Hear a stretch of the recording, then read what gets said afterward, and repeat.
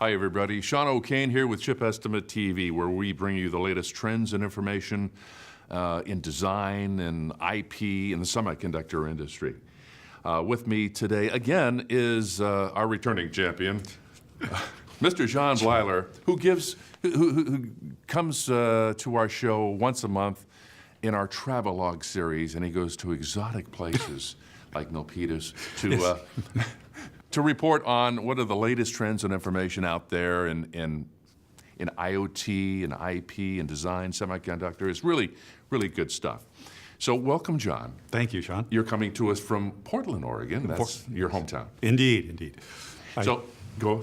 Yeah, no, we should have a beer in hand, but go ahead. Well, recently you were at the SPI Photonics show, and now this seems more like an optical show than a semiconductor-focused event. So what are some of the things you saw at the show, and what might be of some interest in the semiconductor space?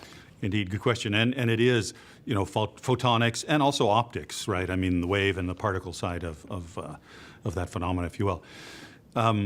The semiconductor space brings its amazing manufacturing processes and its material science, as well as, of course, the chips, because at the back end of all of this, you get enormous amounts of data, as in, IMEC, where it was displaying their hyperspectral imaging, which is like almost like it's in the visible spectrum, like in a bionic eye almost, so you can see amazing detail of, say, cell structures or something.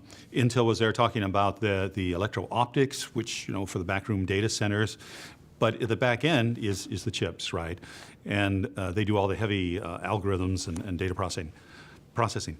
One point that I thought was pretty cool, they had this company had turned a fiber optic cable into a sensor. They had cut a couple of extra optical paths, and by the reflection of the bending of the cable, they could tell how it was moved. And so the display, I mean, without really anything amazing other than just some basic physics, they have a fiber that can sense where it is. And so all sorts of interesting things that do are a result, I think, of the semiconductor influence. I forgot to mention you're the editor-in-chief of two publications, IoT Systems and IP Systems. And, of course, John writes a blog twice a week on ChipEstimate.com called IP Insider. So yep, glad to be doing that. There's a lot of great reading there, and also you can go to John's blogs and his web pages. So let's talk about DVCon. This is a traditional design verification event. Now, Accelera Systems Initiative has been the proud sponsor of this event for years, along with the Open Systems C initiative. Now, for our audience, what they do is they develop standards and find new and smarter ways to develop increasingly complex chips for today's products. So what impressed you at the show? The food courts. No, I love it. It's and scene. So talk a little bit about the show. Okay, it was well attended. It's really very focused on design and verification, which are two things you really need to do hand in hand.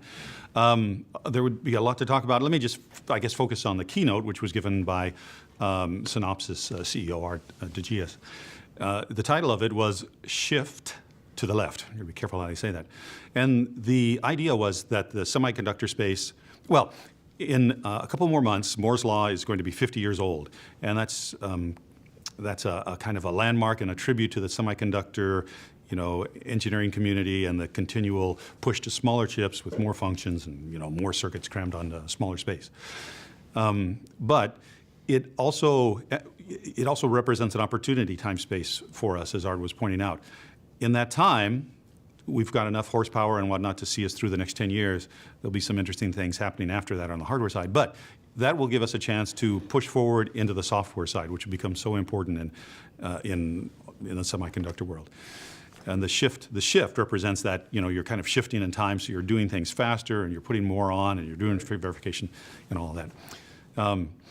He pointed out that technology is the enabler, and that the money will continue to come and flow as long as technology can deliver what it promises. And that's kind of a little lead into the next comment. If you build it, they will come and pay. And yes, so both are important.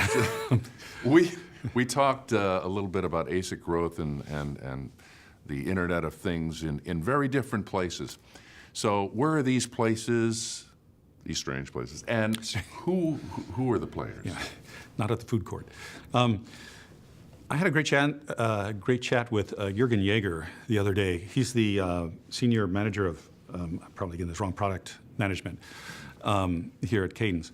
And he was pointing out that something that's overlooked, especially in IoT, is, and it's an area of growth, is the development of ASICs, of chips for things that would be associated with the cloud, if you will, so storage and solid-state drives, because these are rather complex. I won't go into the details now, but it's an area that is growing, and people need to prototype and understand how to make these multi-core controllers for these devices.